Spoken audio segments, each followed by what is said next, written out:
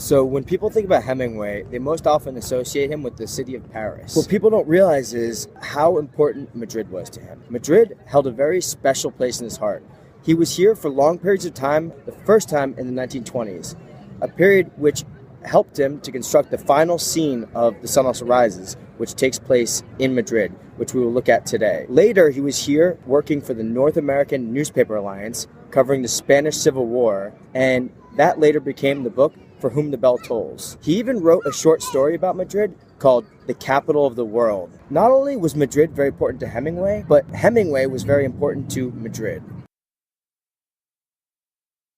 So I'm here in the Plaza de Toros. This is one of Hemingway's favorite bullfighting arenas in Spain, and he used to come here all the time.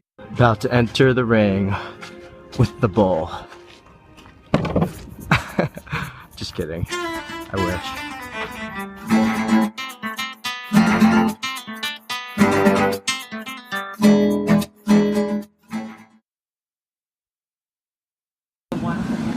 Here we are arriving to one of the most famous restaurants in Madrid, Sobrino de Botín. It was one of Hemingway's favorite restaurants. It's a really nice restaurant. We're gonna go eat there now for lunch. It's actually the oldest restaurant in the entire world. Here's it on the Guinness Book of World Records. It was opened in 1725. So I'm in Botín, the restaurant where The Sun Also Rises finishes. The final scene of Jake and Brett eat here, and they order the cochinillo, which is a baby pig.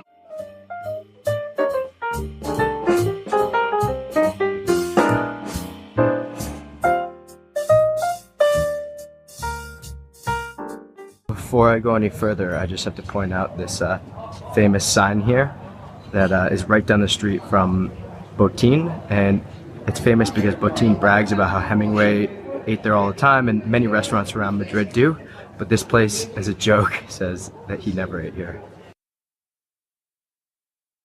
I'm here in the Plaza Santa Ana, and it's one of my favorite plazas in all of Madrid. It's very Spanish, it's very relaxing. I used to live just around the corner from here, and I love this place. Over there is the Cerveceria Alemana, where we're going now.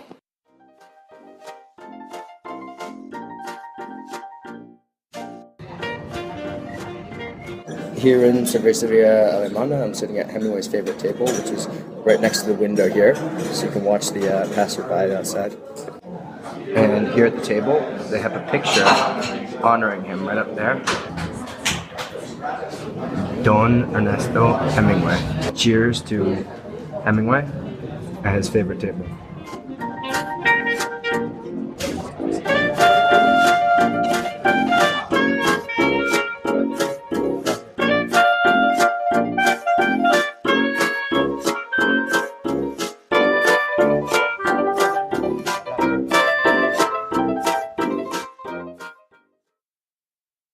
So I'm here in the hotel Trypticon Via, and I just asked the concierge about Hemingway. He used to stay here all the time. There's still a plaque outside honoring his stay here. It's really interesting that they put plaques outside of hotels saying that he was here. I bet you so many dignitaries and other people have stayed in various hotels around Madrid, but for some reason Hemingway, this author, captures their attention. This is what I was saying before about how they really took him in as one of their own, and they're very proud of Ernest Hemingway. Here we are at the Prado Museum, which is one of the most famous museums in Europe, and it was one of Hemingway's favorite in the world. And he used to stay at the Palace Hotel, which is just across the street. That way he could come here all the times he wanted. So I'm just arriving to a place called Museo Chicote, which is one of Hemingway's favorite bars he used to hang out at all the time when he was covering the Spanish Civil War. I've actually never been here before, so I'm excited to try the cocktails. Museo Chicote with my friend Alejandro. Alejandro, say hi. It's very dark in here, I can't really see you. We're ordering cocktails here. They have one that mentions Hemingway.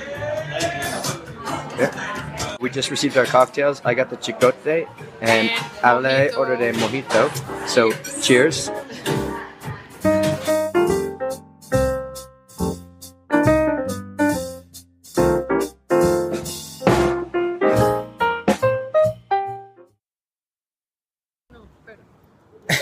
Okay, so I'm going to Venecia now, which is one of my favorite bars in Madrid. I used to live just around the corner from here. I used to come here all the time. It's a very old bar. Everything is wooden in there.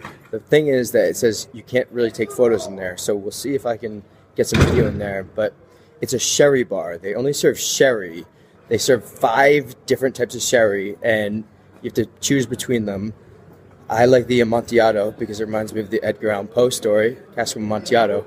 But I'm arriving now. We're right outside. It's kind of an old man bar, but let's see if I can get some footage inside. Vamos, estoy tomando video. Cheers.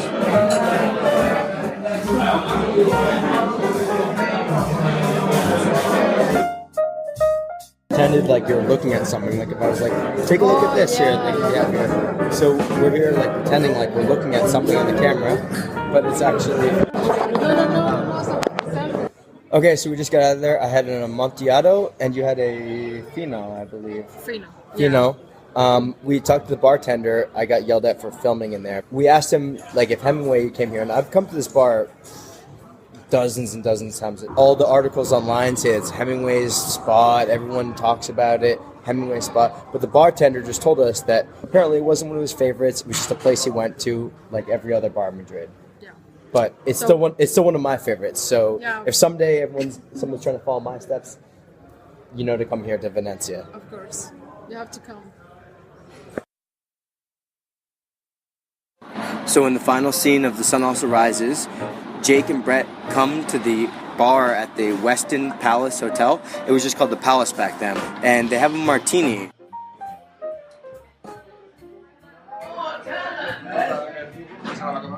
Cheers. So we just talked to the bartender about if Hemingway actually came here, and it turns out that he did. He came to this hotel all the time. It's one of his favorite hotels in Madrid.